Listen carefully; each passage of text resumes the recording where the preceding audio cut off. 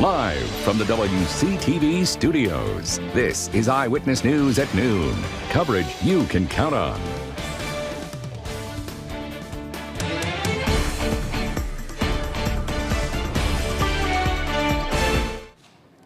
Breaking news this noon, an elevator worker has been found dead at Tallahassee Memorial Hospital's professional building. The incident unfolded around 7:20 this morning. Crews responding to 1402 Centerville Road. The professional building is adjacent to the hospital. Our Lenitra Bennett has been on the scene all morning long and has the very latest on Lenitra. What can you tell us about what happened in that elevator? Art and Shonda, authorities say they got the call around 7:20 this morning of 3 people being stuck in an elevator. The elevator was stuck between the ground and second floor.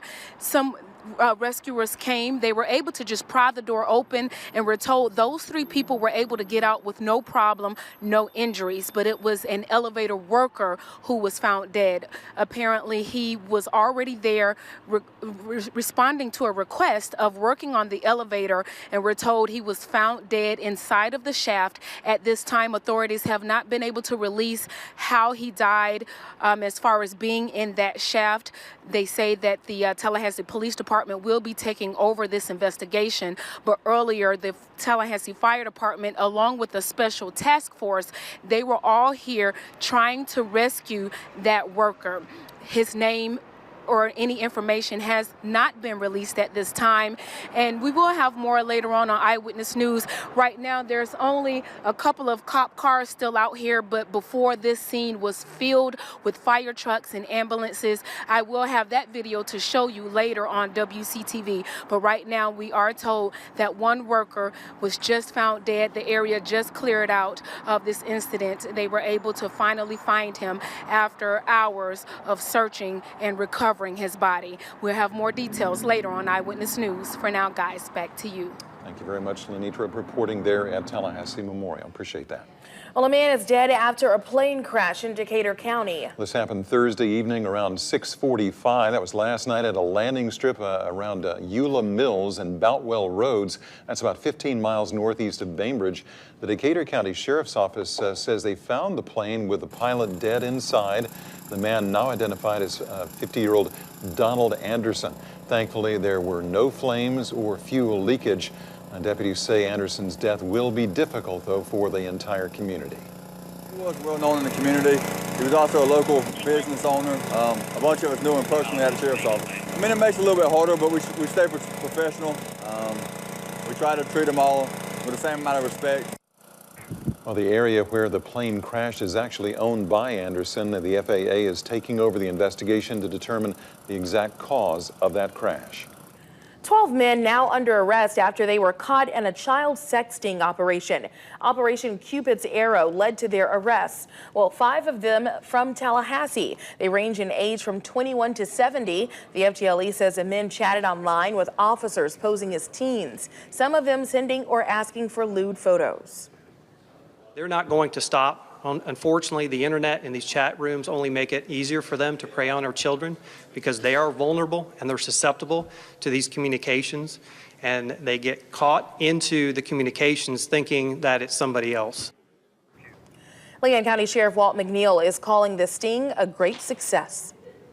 Well, the Tallahassee Police Department is searching for a burglary suspect. TBD releasing this video on its Facebook page. Take a look here. The burglary took place on January 26th on the 900 block of Cherry Laurel Street. If you have any information on the person seen in this video, please call Tallahassee Police. Police are still also looking for a man they say was involved in a fight at the Tallahassee bus terminal. It happened Wednesday, leaving one person shot in the leg. Police caught the shooter, but the man remains on the run. They're asking any eyewitnesses to step forward with more information. 3 Jacksonville police officers are under arrest now, accused of removing evidence from the scene of a shooting that they were involved in. The detectives reportedly removed 3 cans of beer from their undercover vehicle after one of them shot and killed 22-year-old Jerome Allen. The undercover detectives were conducting a drug buy on West 5th Street when they saw Allen pointing a fake gun through the car window. In response, an officer shot and killed Allen. Jacksonville Sheriff Mike Williams addresses why they had beer in the first place. They are allowed to have alcoholic beverages in their vehicle as props because of the type of work they're doing, but not levels in their system. Sheriff Williams said that they're not supposed to be drinking on the job, and that may be a policy that has changed since when I was on the department, because in certain situations or certain jobs that they're working, they could. Officers are now on leave without pay pending dismissal. A Boca Raton teacher is under arrest accused of kissing a student. Police arresting Brian Cornbluff. Well, according to the police report, another teacher told the principal that Cornbluff actually had made some unusual requests about moving students to his classroom. The principal adjusted the classroom surveillance camera, pointing it at Cornbluff's desk. The footage allegedly shows Cornbluff kissing a boy. Well, he's now charged with 2 counts of simple battery. Well, President Trump addressing the public via Twitter again this morning. He gave thanks to those with nice statements about his Thursday afternoon press conference. He also says Rush Limbaugh thought it was the greatest one ever. Well, the president is headed to South Carolina today, where he will take part in the rollout of the first Boeing 787-10. Meanwhile, his administration's looking to fill some empty seats. Weijia Zhang has the latest. President Donald Trump will spend the weekend at his Florida resort, Mar-a-Lago. But first, a quick stop.